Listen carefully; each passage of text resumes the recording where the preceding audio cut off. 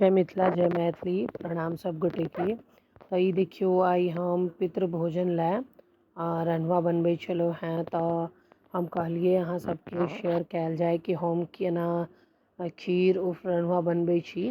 तऽ ई देखियो ई समा के चावल छै जे व्रत में खायल जाइ छै।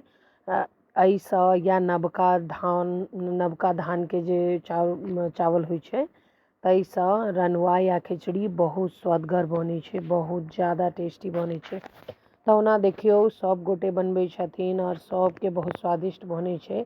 लेकिन अहाँ ई समाके चावलके जे बनायब ने रन्हुआ, एकर तऽ बाते अलग छै।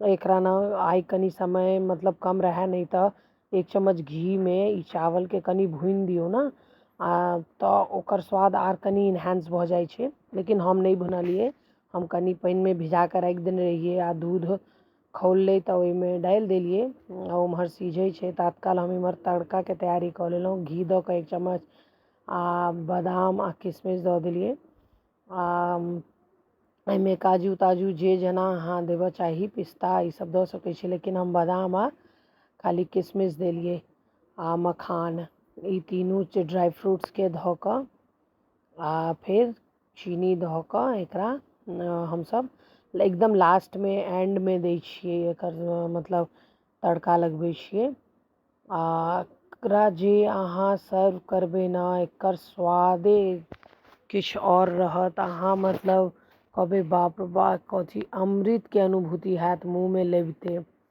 एक बेर अहाँ सब जरूर ट्राई करू।